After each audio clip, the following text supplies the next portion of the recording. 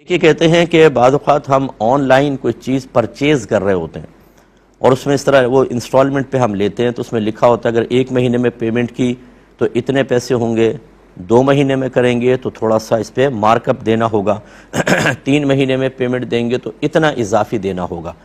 تو اگر ہم یہ 3 مہینے والی انسٹالمنٹ پر یعنی مدت پر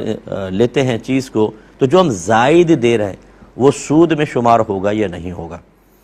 دیکھیں نہیں ہوگا۔ یہ جو قسطوں کا کاروبار ہوتا ہے یہ شرعاً بالکل جائز ہے۔ جو یہ سمجھتے ہیں کہ شاید قسطوں میں دیتے ہوئے زائد جو پیسہ دیتے ہیں وہ سود میں شمار ہوتا ہے، یہ غلطی ہے اور فقہ سے ناواقفی کی بنا پر ایسا ہوتا ہے،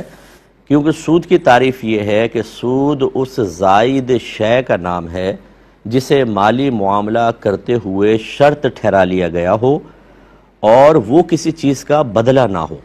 کسی چیز کے عوض میں نہ ہو، وہ سود ہوتا ہے۔ جیسے خدا نہ خواستہ کوئی کسی کو کہے میں تمہیں 1 لاکھ روپے دیتا ہوں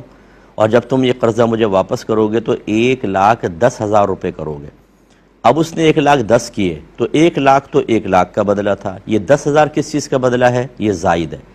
اور مالی معاملہ کرتے ہوئے جب یہ قرض دے رہا تھا، دیکھیں اس کو شرط بھی ٹھہرایا تھا کہ 1 لاکھ دوں گا اور 1,10,000 واپس لوں گا، یہ ہے خالص سود۔